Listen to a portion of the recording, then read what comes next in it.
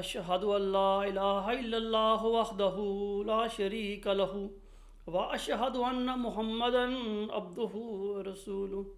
اما بعد فاعوذ باللہ من الشیطان الرجیم بسم اللہ الرحمن الرحیم الحمد للہ رب العالمین الرحمن الرحیم مالک یوم الدین ایاک نعبد و ایاک نستعین اہدنا الصراط المستقیم صراط الذین انعمت علیہم غیر المغضوب علیہم ولا الضالین هو الذی بعث فی الأمیین رسولا منہم یتلو علیہم آیاتہ ویزکیہم ویعلمہم الکتاب والحکمہ وَإِن كَانُوا مِن قَبْلُ لَفِي ضَلَالٍ مُبِينٍ وَآخَرِينَ مِنْهُمْ لَمَّا يَلْحَقُوا بِهِمْ وَهُوَ الْعَزِيزُ الْحَكِيمُ ذَلِكَ فَضْلُ اللَّهِ يُؤْتِيهِ مَن يَشَاءُ وَاللَّهُ ذُو فَضْلٍ عَظِيمٍ۔ خاکسار نے سورۃ جمعہ کی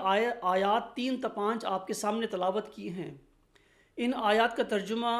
اس طرح ہے، اللہ تعالیٰ فرماتا ہے وہی ہے جس نے امیوں کے اندر انہی میں سے ایک رسول بھیجا جو ان پر اس کی آیتیں پڑھتا ہے اور انہیں پاک کرتا ہے اور انہیں کتاب اور حکمت سکھاتا ہے، اور وہ پہلے یقیناً کھلی گمراہی میں پڑے تھے، اور ان کے سوا ایک دوسری قوم میں بھی وہ اس کو بھیجے گا جو ابھی تک ان سے نہیں ملی، اور وہ غالب حکمت والا ہے۔ یہ اللہ کا فضل ہے، جس کو چاہتا ہے دیتا ہے، اور اللہ بڑے فضل والا ہے۔ قرآن مجید میں تخلیق آدم علیہ السلام کا واقعہ کئی جگہوں پر پڑھنے کو ملتا ہے۔ حضرت آدم علیہ السلام اور حوا کو زمین پر اتارنے سے پہلے اللہ تعالیٰ نے انہیں نصیحت فرمائی، فَإِمَّا يَأْتِيَنَّكُم مِّنِّي هُدًى، پس اگر تم کو پہنچے میری طرف سے ہدایت۔ البقرہ 39۔ سامعین کرام، یہاں ہدن سے انبیاء اور رسول اور پیغمبروں کا سلسلہ مراد ہے جو اللہ تعالیٰ سے ہدایت پا کر لوگوں تک پہنچاتے ہیں۔ اللہ تعالیٰ سے بڑھ کر اور کس کو علم ہے کہ انسان کمزوریوں کے ساتھ پیدا کیے گئے ہیں، ان کے ساتھ نفس لگا دیا گیا ہے، یہ غلطیاں بھی کرتے ہیں، ان سے گناہ بھی سرزد ہوتے ہیں، اور انہیں وقتاً فوقتاً میری ہدایت کی ضرورت پڑے گی۔ اللہ تعالیٰ اپنے بندوں تک اپنی ہدایت بذریعہ انبیاء اور رسل پہنچاتا ہے۔ حضرت صلی اللہ علیہ وسلم کی بعثت سے پہلے مختلف قوموں اور گروہوں کی طرف نبی آتے رہے ہیں۔ یہ سب علاقائی اور قومی نبی تھے۔ مثلا حضرت آدم علیہ السلام سے لے کر حضرت عیسیٰ علیہ السلام تک ان پیغمبروں کو اپنے اپنے زمانے میں اللہ تعالیٰ کی طرف سے جو ہدایتیں ملتی رہیں وہ جز وقتی ہدایتیں تھیں۔ 15 صدیاں پہلے اللہ تعالیٰ نے حضرت محمد مصطفیٰ صلی اللہ علیہ وسلم کو رحمت للعالمین بنا کر بھیجا۔ آپ کو اللہ تعالیٰ نے سب بری نوع انسان کی طرف بھیجا، اور آپ صلی اللہ علیہ وسلم پر ایک کامل شریعت، ایک کتاب قرآن مجید کی شکل میں نازل فرمائی۔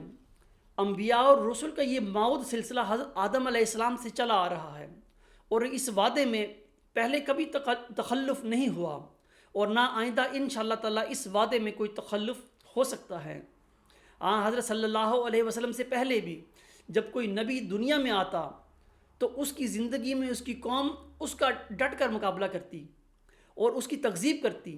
لیکن اس کی وفات کے بعد کہنے لگ جاتی کہ اس نبی کے بعد اللہ تعالیٰ کوئی نبی مبعوث نہیں کرے گا۔ لہٰذا ختم نبوت کی یہ روحانی بیماری بہت پرانی ہے۔ اللہ تعالیٰ قرآن کریم میں فرماتا ہے، وَلَقَدْ جَاءَكُمْ يُوسُفُ مِن قَبْلُ بِالْبَيِّنَاتِ فَمَا زِلْتُمْ فِي شَكٍّ مِّمَّا جَاءَكُمْ بِهِ حَتَّى إِذَا هَلَكَ قُلْتُمْ لَن يَبْعَثَ اللَّهُ مِن بَعْدِهِ رَسُولًا كَذَلِكَ يُضِلُّ اللَّهُ مَنْ هُوَ مُسْرِفٌ مُرْتَابٌ۔ المومن 35۔ اور یوسف اس سے پہلے دلائل کے ساتھ تمہارے پاس آ چکا ہے، مگر تم جو کچھ وہ تمہارے پاس لایا اس کے بارے میں شک ہی میں رہے، یہاں تک کہ جب وہ فوت ہو گیا تو تم نے کہنا شروع کر دیا کہ اللہ اب اس کے بعد کوئی نبی مبعوث نہیں کرے گا، اور اسی طرح اللہ حد سے گزرنے والے اور شبہ کرنے والوں کو گمراہ قرار دیتا ہے۔ سامعین کرام، اب امت محمدیہ میں بعض لوگ حضرت صلی اللہ علیہ وسلم کے بعد نبوت کے اس دائمی سلسلے کو منقطع خیال کرتے ہیں اور ختم نبوت کے جواز کے لیے سورۃ احزاب کی آیت نمبر 41 پیش کی جاتی ہے۔ خاکسار نے اپنے 2 گزشتہ خطبات میں سورۃ فاتحہ کی آیت 6 اور 7، سورۃ النساء کی آیت 70، سورۃ الحج کی آیت 76 اور سورۃ الاعراف کی آیت 36 کی روشنی میں قطعی طور پر ثابت کیا تھا کہ اللہ تعالیٰ نے حضرت صلی اللہ علیہ وسلم کو سورۃ احزاب کی آیت 41 میں خاطب النبیین کا خطاب عنایت فرما کر بنی نوع انسان کے لیے اپنی نبوی نعمت کا ہرگز اختتام نہیں فرمایا، بلکہ اس نبوی نعمت کو حضور صلی اللہ علیہ وسلم کی غلامی میں قیامت تک جاری فرمایا ہے۔ یعنی آپ صلی اللہ علیہ وسلم کے خاتم النبیین ہونے سے ہرگز یہ مراد نہیں کہ آپ کے بعد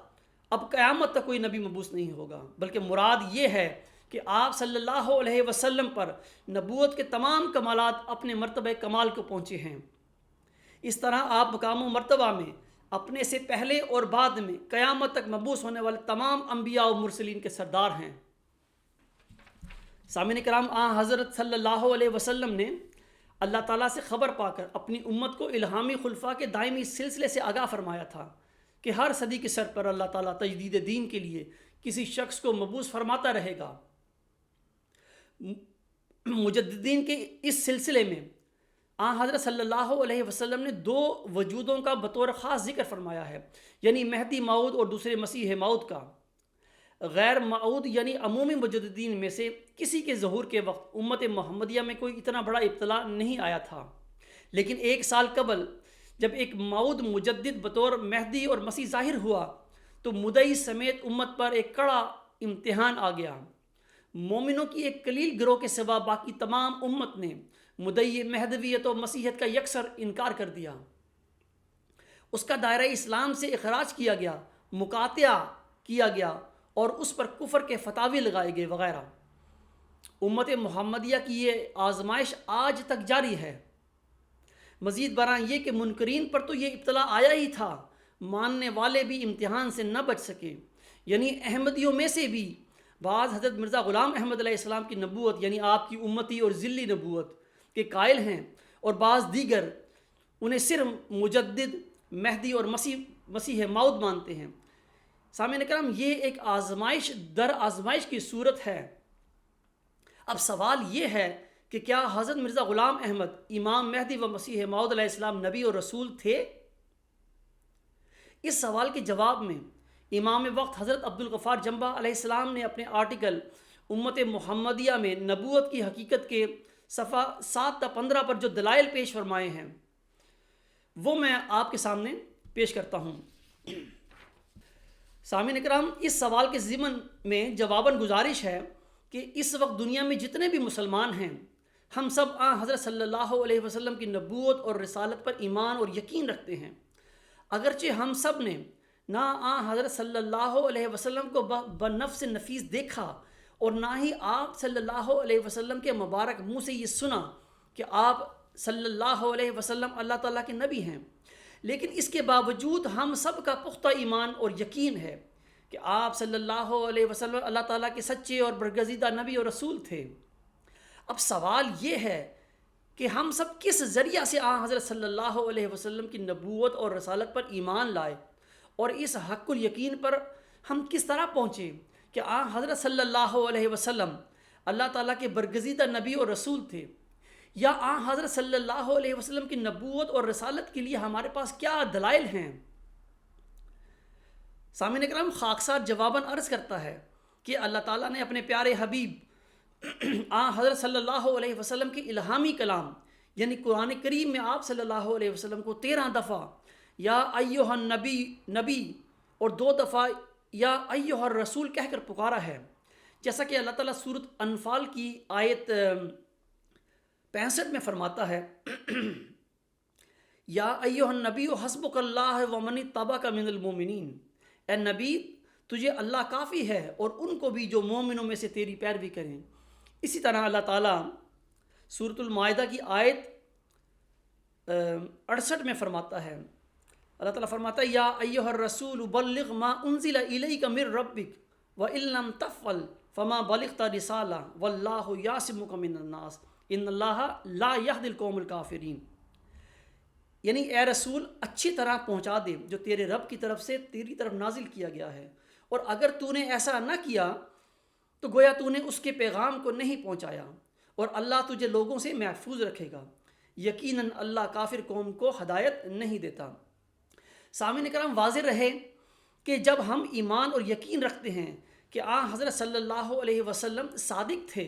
اور آپ صلی اللہ علیہ وسلم پر جو الہامی کلام نازل ہوا تھا یعنی قرآن کریم، وہ بھی اللہ تعالیٰ کا سچا کلام ہے۔ جب اللہ تعالیٰ نے اپنے الہامی کلام میں حضرت صلی اللہ علیہ وسلم کو کئی دفعہ نبی اور رسول کہہ کر پکارا ہے، تو پھر ہمیں حضرت صلی اللہ علیہ وسلم کے نبی اور رسول ہونے یا آپ صلی اللہ علیہ وسلم کی نبوت اور رسالت پر کوئی شک نہیں رہتا اور نہ ہی رہنا چاہیے۔ اللہ تعالیٰ کا حضرت صلی اللہ علیہ وسلم کے الہامی کلام میں آپ صلی اللہ علیہ وسلم کو بار بار نبی اور رسول کہہ کر پکارنا ہی ہمارے پاس حضرت صلی اللہ علیہ وسلم کے نبی اور رسول ہونے کی ایک قطعی اور محکم دلیل ہے۔ اب یہ جاننے کے لیے کہ آیا حضرت امام مہدی و مسیح موعود مرزا غلام احمد علیہ السلام اللہ کے سچے نبی اور رسول تھے یا کہ نہیں، ہم حضرت صلی اللہ علیہ وسلم کے الہامی کلام کی طرح آپ علیہ السلام پر نازل ہونے والے الہامی کلام کا جائزہ لیتے ہیں کہ کیا اللہ تعالیٰ نے آپ علیہ السلام کو نبی اور رسول کے نام سے پکارا ہے یا کہ نہیں۔ تو اس ضمن میں جواباً گزارش ہے کہ اللہ تعالیٰ حضرت مرزا غلام احمد علیہ السلام کو مخاطب کر کے فرماتا ہے، یہ 8 فروری 1906 کا الہام ہے۔ اللہ تعالیٰ فرماتا ہے یا نبی اللہ کنت لا عارفک، تذکرہ صفحہ 507، یعنی زمین کہتی ہے اے نبی اللہ میں تم کو نہیں پہچانتی تھی۔ اسی طرح 1907 میں آپ کو الہام ہوتا ہے یا ایھا النبی اطعم الجائع والمضطر، تذکرہ صفحہ 631، یعنی اے نبی بھوکھوں اور محتاجوں کو کھانا کھلاؤ۔ اسی طرح رسالت کے سلسلے میں اللہ تعالیٰ حضرت مرزا غلام احمد علیہ السلام کو مخاطب کر کے فرماتا ہے، یہ الہام ہے 1903 کا۔ اللہ تعالیٰ فرماتا ہے یا احمد جعلت مرسلا، تذکرہ صفحہ 405، اے احمد تو مرسل بنایا گیا ہے۔ اسی طرح اللہ تعالیٰ ستمبر 1904 کے الہام میں فرماتا ہے انی مع الرسول فقط، اس کا حوالہ ہے تذکرہ صفحہ 437، یعنی میں اپنے رسول کے ساتھ ہوں اور بس۔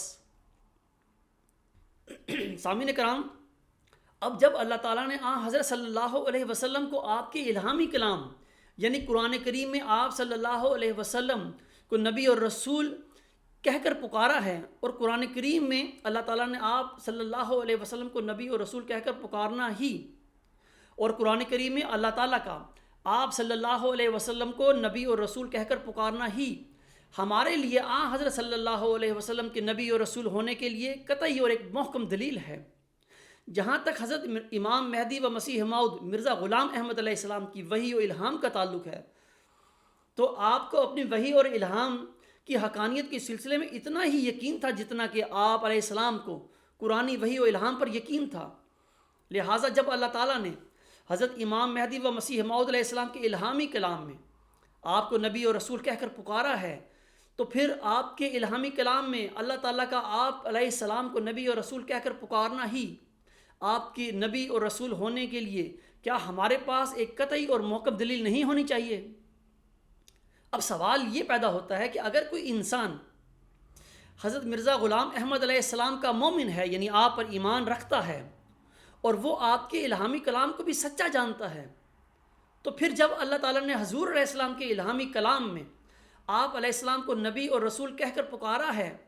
تو پھر حضور علیہ السلام کے مومن کو تو آپ کی نبوت اور رسالت پر کسی قسم کا شک نہیں ہونا چاہیے۔ اور اگر کوئی انسان حضرت مرزا غلام احمد علیہ السلام کا مومن بھی ہے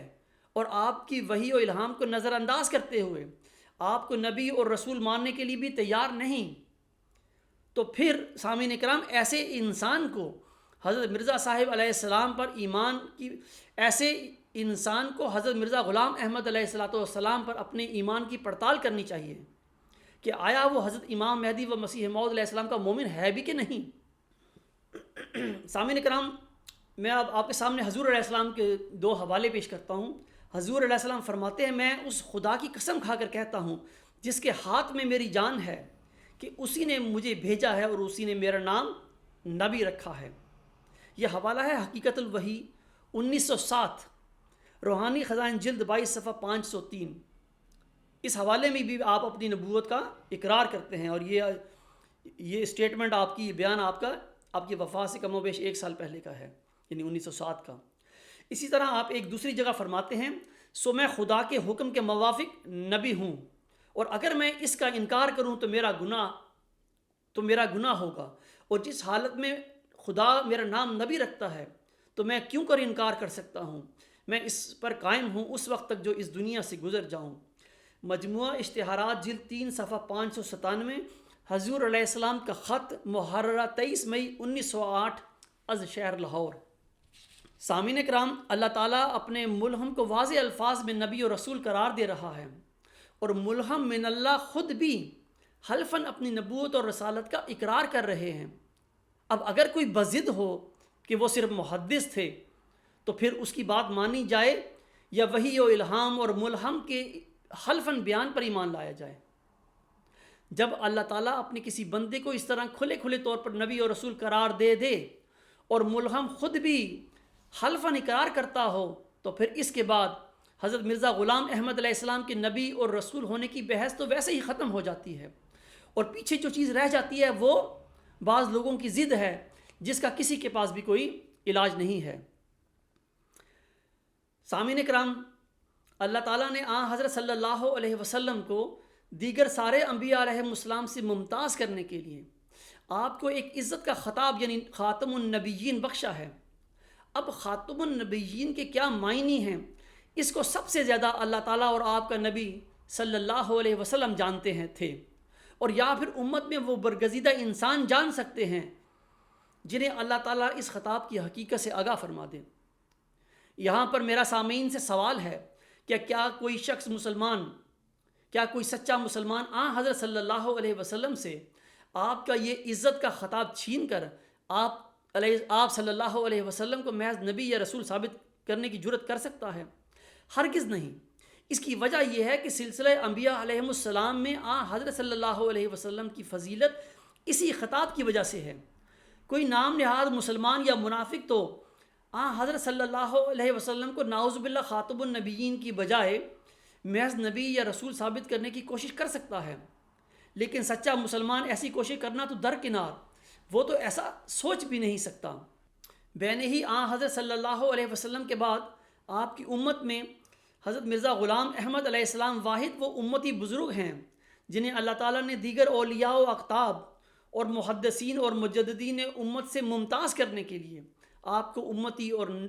نبی اور رسول ہونے کا خطاب بخشا ہے۔ اس حقیقت کے اسباب کے لیے خاکسار آپ کے آگے حضور علیہ السلام کے دو اقتباسات پیش کرتا ہے۔ آپ فرماتے ہیں، یہ حوالہ ہے مجموعہ اشتہارات جلد 3 صفحہ 597، حضور علیہ السلام کا خط، محررہ 23 مئی 1908 از شہر لاہور۔ اس میں آپ فرماتے ہیں، اس لیے محض مجھے امتیازی مرتبہ بخشنے کے لیے خدا نے میرا نام نبی رکھ دیا اور مجھے ایک عزت کا خطاب دیا گیا ہے تاکہ ان میں اور مجھ میں فرق ظاہر ہو جائے۔ ان معنوں میں میں نبی بھی ہوں اور امتی بھی، تاکہ ہمارے سید و آقا صلی اللہ علیہ وسلم کی وہ پیش گوئی پوری ہو کہ آنے والا مسیح امتی بھی ہوگا اور نبی بھی ہوگا۔ اسی طرح آپ فرماتے ہیں، غرض اس حصہ کثیر وحی الہی اور امور غیبیہ میں سے اس امت میں سے میں ہی ایک فرد مخصوص ہوں، اور جس قدر مجھ سے پہلے اولیاء اور ابدال اور اقطاب اس امت میں گزر چکے ہیں ان کو یہ حصہ کثیر اس نعمت کا نہیں دیا گیا، بس اس وجہ سے نبی کا نام پانے کے لیے میں ہی مخصوص کیا گیا، اور دوسرے تمام لوگ اس نام کے مستحق نہیں، کیونکہ کثرت وحی اور کثرت امور غیبیہ اس میں شرط ہے اور وہ شرط ان میں نہیں پائی جاتی۔ یہ حوالہ ہے حقیقت الوحی 1907، روحانی خزائن جلد 22 صفحہ 406 تا 407۔ سامعین کرام، ان دونوں حوالہ جات سے اس حقیقت کا بین ثبوت ملتا ہے کہ حضرت امام مہدی و مسیح موعود علیہ السلام قطعی طور پر ایک امتی نبی اور رسول تھے، اور امت محمدیہ میں دیگر لکھوں کھا اولیاء و اقطاب اور بزرگان میں سے کسی کو یہ مقام و مرتبہ نہیں دیا گیا۔ ایسے قطعی اور بین دلائل کے ہوتے ہوئے اگر حضرت بانی جماعت علیہ السلام کا کوئی مومن آپ علیہ السلام کو نبی کے بجائے جزوی نبی یا محدث ثابت کرنے پر تلا ہو، تو پھر لا محالہ دیگر احمدیوں کے ذہن میں یہ ضرور سوال پیدا ہوگا کہ کیا ایسا احمدی حضور علیہ السلام کا مومن ہے بھی یا کہ نہیں۔ سامعین کرام، بعض لوگ حضرت امام مہدی و مسیح موعود علیہ السلام کے بروزی یا ذلی نبی ہونے پر بہت زور دیتے ہیں، حتیٰ کہ ایسا لگتا ہے کہ وہ حضور علیہ السلام کی نبوت کو نعوذ باللہ کمتر یا ناقص خیال کر رہے ہوتے ہیں، جبکہ امر واقعہ یہ ہے کہ عجز و انکساری میں اپنے آپ کو بروزی اور ذلی نبی کہنے والے اس نبی نے اپنے آقا حضرت اقدس محمد مصطفیٰ صلی اللہ علیہ وسلم کی پیروی اور آپ کی ذات میں فنا ہو کر اللہ تعالیٰ کے وعدے یعنی سورۃ النساء کی آیت 70 کے مطابق نہ صرف امتی نبوت کا انعام پایا، بلکہ مقام و مرتبہ کے لحاظ سے حضرت صلی اللہ علیہ وسلم کی غلامی میں آپ صلی اللہ علیہ وسلم سے پہلے سارے کے سارے انبیاء، خواہ وہ شرعی نبی تھے یا حقیقی نبی تھے، ان سب سے آگے نکل گیا ہے۔ جیسا کہ اللہ تعالیٰ اپنے الہامی کلام میں آپ کو مخاطب کر کے فرماتا ہے، جری اللہ فی حلل المرسلین 1893 تذکرہ صفحہ 198، خدا کا پہلوان رسولوں کے لباس میں۔ اسی طرح فرمایا جری اللہ فی حلل الانبیاء 1900 تذکرہ صفحہ 296، خدا کا پہلوان نبیوں کے لباس میں۔ اس ضمن میں آپ علیہ السلام حقیقت الوحی کے حاشیہ میں فرماتے ہیں، اس وحی الہی میں خدا نے میرا نام رسل رکھا، کیونکہ جیسا کہ براہین احمدیہ میں لکھا گیا ہے، خدا تعالیٰ نے مجھے تمام انبیاء علیہ السلام کا مظہر ٹھہرایا ہے اور تمام نبیوں کے نام میری طرف منسوب کیے ہیں۔ میں آدم ہوں، میں شیس ہوں، میں نوح ہوں، میں ابراہیم ہوں، میں اسحاق ہوں، میں اسماعیل ہوں، میں یعقوب ہوں، میں یوسف ہوں، میں موسیٰ ہوں، میں داؤد ہوں، میں عیسیٰ ہوں، اور میں حضرت صلی اللہ علیہ وسلم کے نام کا میں مظہر اتم ہوں، یعنی ذلی طور پر محمد اور احمد ہوں۔ حقیقت الوحی روحانی خزائن جلد 22 صفحہ 76۔ سامعین کرام، یہ وہی مضمون ہے جو شروع میں جو میں نے آیات کریمہ سورۃ الجمعہ کی آیت 3 تا 5 تلاوت کی تھی، اس میں اللہ تعالیٰ نے اسی مضمون کا ذکر فرمایا ہے کہ آخرین میں بھی اللہ تعالیٰ حضور صلی اللہ علیہ وسلم کو مبعوث فرمائے گا۔ تو امام مہدی و مسیح موعود علیہ السلام کا آنا ایسا ہی ہے گویا رسول اللہ صلی اللہ علیہ وسلم خود دنیا میں مبعوث ہوئے ہیں۔ سامعین اکرام، یہ یاد رہے کہ انسانی علم وقت کے ساتھ ساتھ بدلتا رہتا ہے۔ یہ بات ہمیں بھولنی نہیں چاہیے کہ نبی بھی انسان ہوتے ہیں، اور کوئی نبی نہ پیدائشی عالم ہوتا ہے اور نہ ہی وہ علیم و خبیر ہوتا ہے۔ نبی کی پیدائش کے بعد الہی رضا کے مطابق وقت کے ساتھ ساتھ اس کا علم بڑھتا رہتا ہے۔ عام انسانوں کے برخلاف اللہ تعالیٰ انبیاء کو علم بذریعہ وحی عنایت فرماتا ہے۔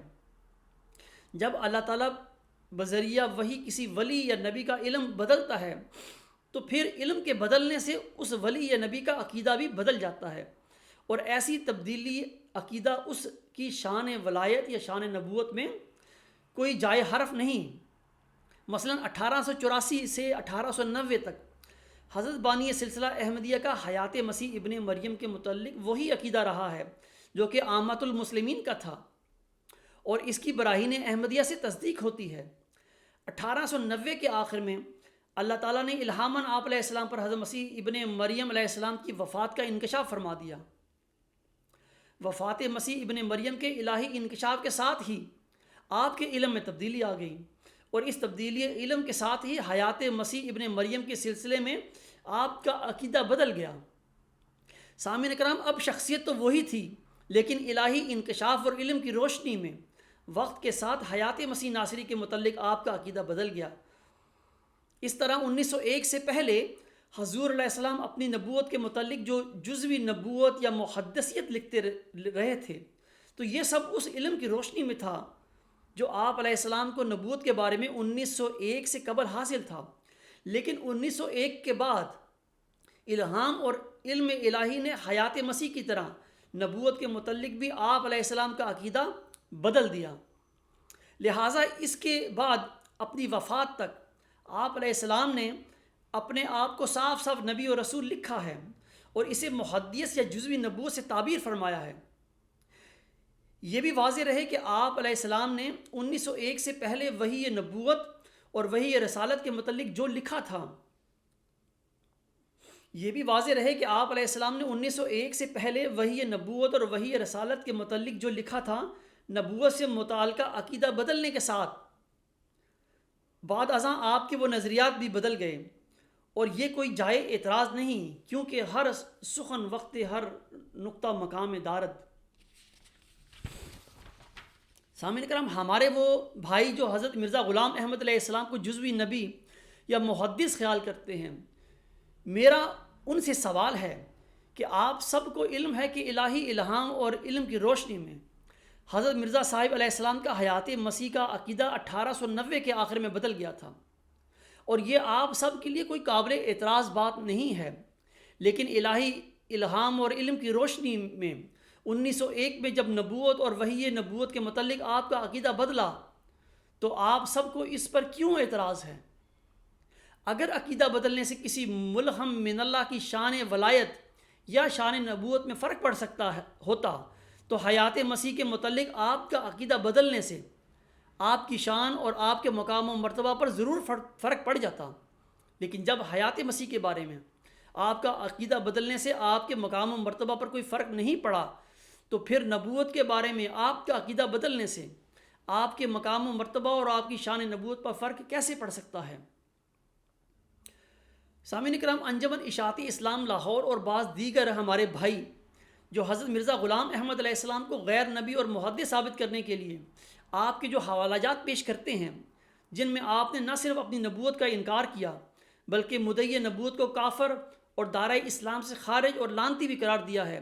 ان حوالہ جات کے سلسلے میں عرض ہے۔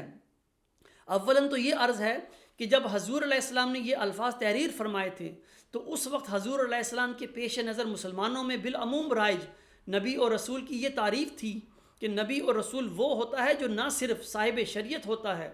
بلکہ گزشتہ شریعت میں ترمیم و تنسیخ کا اختیار بھی رکھتا ہے، اور پھر وہ کسی سابقہ نبی کی پیروی نہیں کرتا، اور وہ نہ ہی وہ نبوت کسی سابقہ نبی کی پیروی میں پاتا ہے، جیسا کہ حضرت صلی اللہ علیہ وسلم سے پہلے بنی اسرائیل کے نبیوں کا حال تھا۔ اس ضمن میں آپ علیہ السلام فرماتے ہیں، مگر چونکہ اسلام کی اصطلاح میں نبی اور رسول کے یہ معنی ہوتے ہیں کہ وہ کامل شریعت لاتے ہیں یا بعض احکام شریعت سابقہ کو منسوخ کرتے ہیں، یا نبی سابق کی امت نہیں کہلاتے اور براہ راست بغیر استفاضہ کسی نبی کے خدا سے تعلق رکھتے ہیں، اس لیے ہوشیار رہنا چاہیے کہ اس جگہ بھی وہی معنی نہ سمجھ لیں۔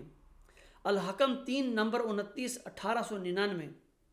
سامعین کرام، حضور علیہ السلام کی یہ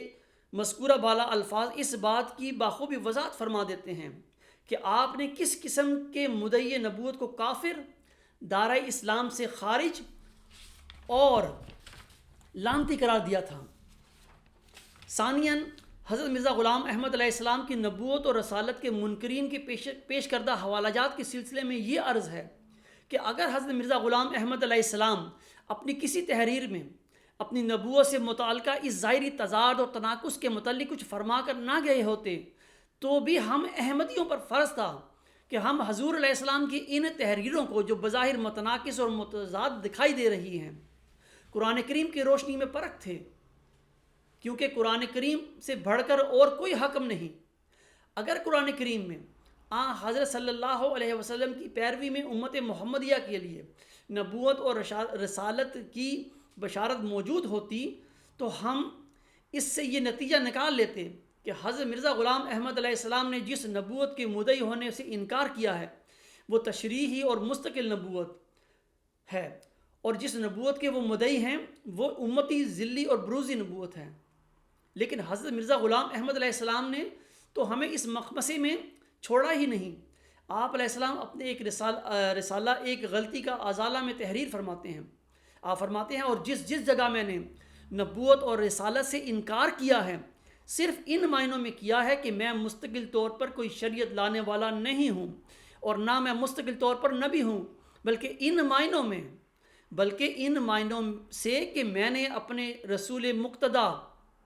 سے باطنی فیوز حاصل کر کے اور اپنے لیے اس کا نام پا کر اس کے واسطہ سے خدا کی طرف سے علم غیب پایا ہے۔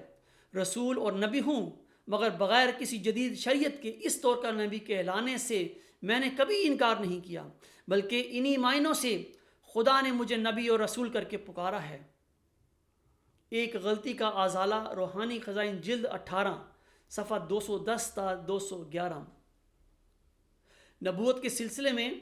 حضرت بانی جماعت علیہ السلام کی ایسی وضاحت کے بعد آپ کی نبوت اور رسالت کے سلسلے میں کسی سچے اور متقی مومن کے لیے کوئی اشکال نہیں رہتا، لیکن جن کے قلوب اندھے ہو چکے ہوں بجز اللہ تعالیٰ کے فضل کے ان کا کوئی علاج نہیں۔ تو آخر میں دعا ہے اللہ تعالیٰ ہمارے ایسے بھائیوں کو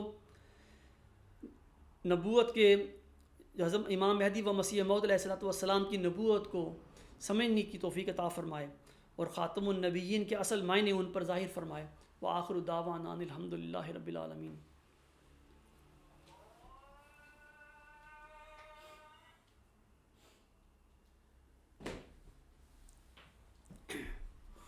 الحمد للہ نحمدہ ونستعینہ ونستغفرہ ونؤمن بہ ونتوکل علیہ ونعوذ باللہ من شرور انفسنا ومن سیئات اعمالنا،